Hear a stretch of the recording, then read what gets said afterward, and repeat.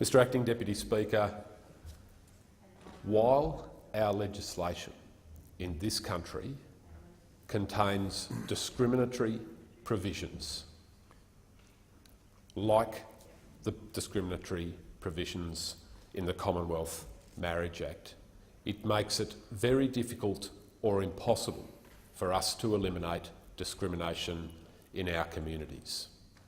It makes it difficult or impossible for us to address discrimination in schools, in sporting organisations, on the streets, in the pubs and in our families. And you only have to look at the appallingly high suicide rate, particularly of young gay men, to understand the urgency of this debate. And I want to speak today about the suicide of one young gay man called Nathan.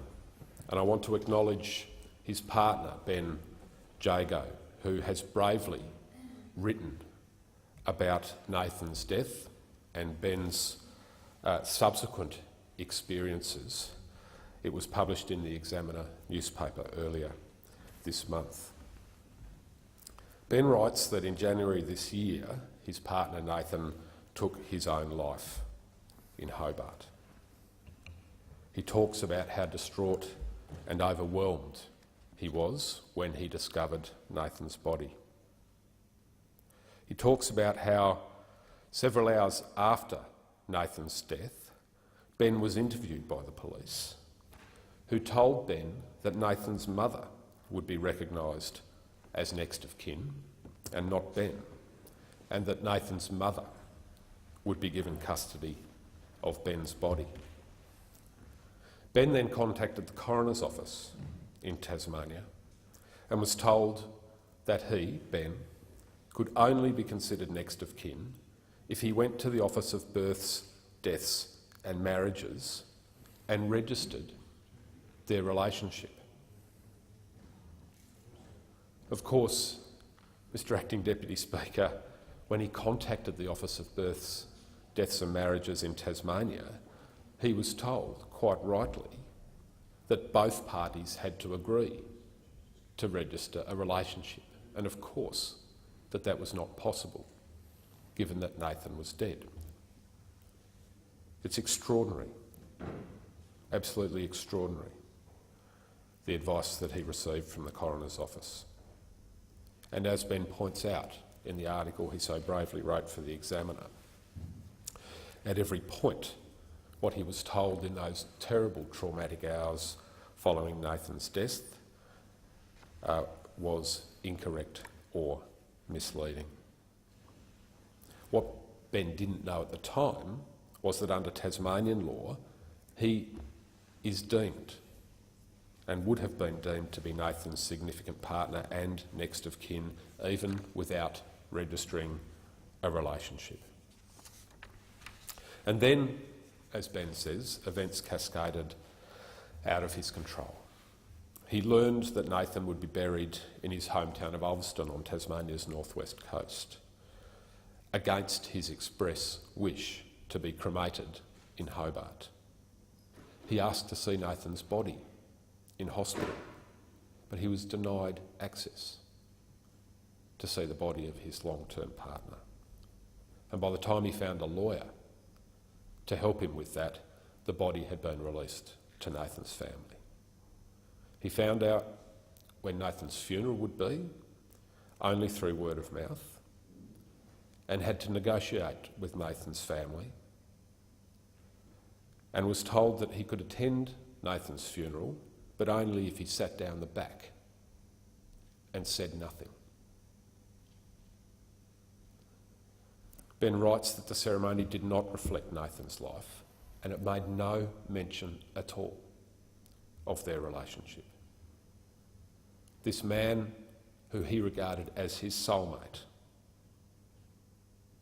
and they had planned to marry in New Zealand, having unfortunately, of course, not had the opportunity to marry in this country. They had been engaged for more than a year. Ben writes that he felt like he was treated like he meant nothing to Nathan and was not even a part of his life. And he says that it left him feeling like part of his soul had been crushed into dust. He writes that he felt worthless as a person and had to question why he engaged with a society that does not protect his rights.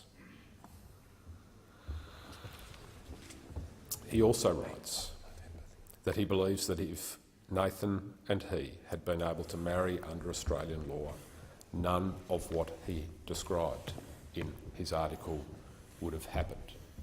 He quite rightly points out that a marriage certificate would have put his legal rights beyond doubt, with no room left for prejudice or ignorance. And then he makes a crucial argument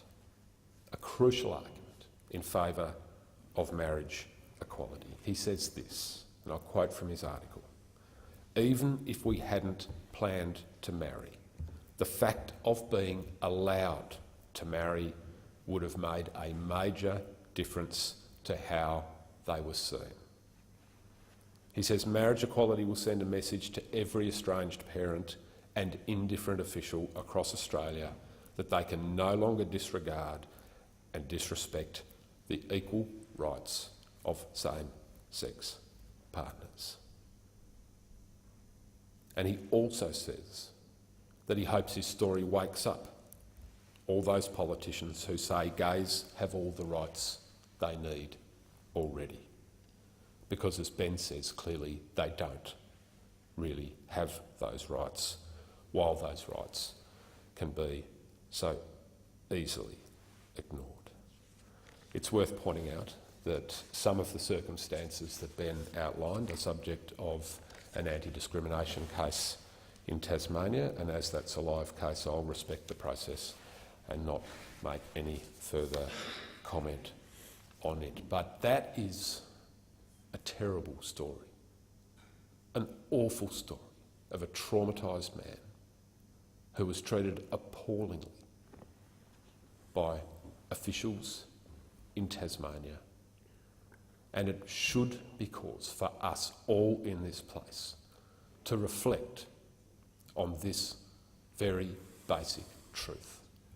While our country's laws discriminate against same-sex couples, it will be very difficult or impossible for us to eliminate that discrimination in our communities. And even if there were no other arguments in favour of marriage equality, and there are many, but even if there were no other arguments, that one of itself is enough of an argument that this bill should be passed.